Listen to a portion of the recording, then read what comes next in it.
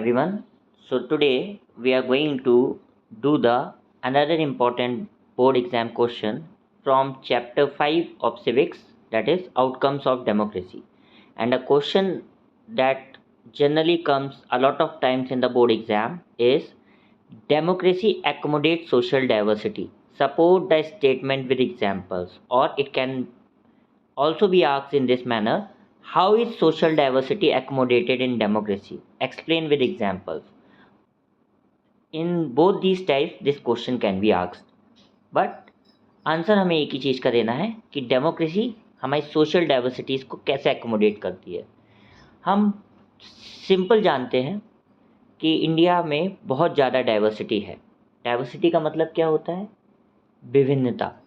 विभिन्नता किन चीज़ों को लेके? हम जानते हैं कि भारत में कई सारी भाषाएं बोली जाती हैं, कई सारे धर्म प्रैक्टिस किए जाते हैं भारत में, कई सारे कल्चर्स प्रैक्टिस किए जाते हैं और कई सारे त्यौहार मनाए जाते हैं। अगर हम इन्हीं सब चीज़ों को देखें तो इन्हीं सब चीज़ों की इंडिया में क्या है? डाइवर्सिटी है। इसलिए India is rich in diversity. So answer पे आते हैं हम। Democracy accommodate social diversity. Democracy हमारी सोशल डाइवर्सिटी को एकोमोडेट करती है। Democracy develops a mechanism which successfully negotiates difference among ethnic population.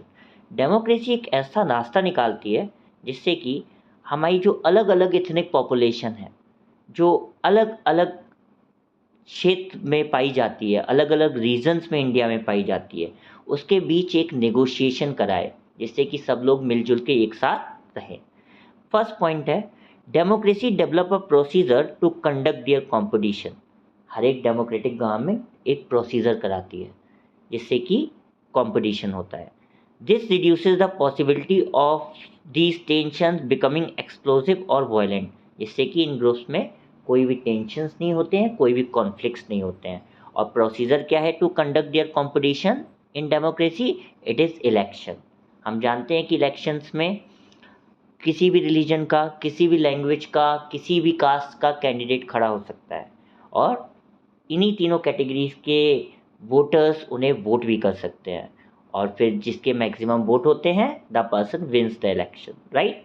Second point है, no society can fully and permanently resolve conflicts among different groups, but we can certainly learn to respect these differences and can evolve mechanisms to negotiate these differences। कोई भी समाज हो, even हमारी family हो, हम परिवार में भी अपने खुद के परिवार में पूरी तरीके से कॉन्फ्लिक्ट्स को या विवादों को ख़त्म नहीं कर सकते हैं, तो इतने बड़े समाज में हम कैसे विवादों को ख़त्म कर सकते हैं? हम बस एक ऐसा तरीका ढूंढ सकते हैं जिससे कि ये जो डिफरेंसेस हैं, ये जो हम लोगों में अंतर हैं, उसको हम एक नेगोशिएट कर सके, उसमें हम एक समझौता ला सके, राइट। थर्ड है, ability to handle social differences. Democracy में एबिलिटी है जिससे कि वो सामाजिक अंतरों को हैंडल कर सकती है।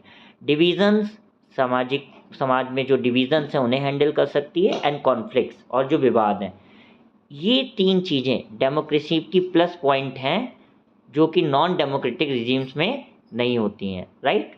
फोर्थ है, for example Belgium has successfully negotiated differences among ethnic population. Belgium, हमने फर्स्ट चैप्टर पावर शेयरिंग में पढ़ा था कैसे बेल्जियम ने अपनी इथनिक पॉपुलेशन के डिफरेंसेस को निगोशिएट किया by power sharing method, right.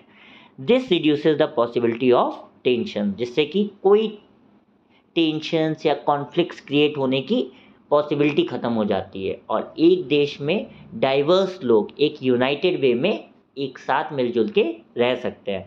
But ऐसा सोशल डाइवर्सिटी कौन सी गवर्नमेंट एकोमोडेट कर सकती है? That is democracy, right. I hope that you all must have understood this answer. If you have any doubt related to this question, you can pin me in the comment box. Please like, share and subscribe my channel. Thank you everyone.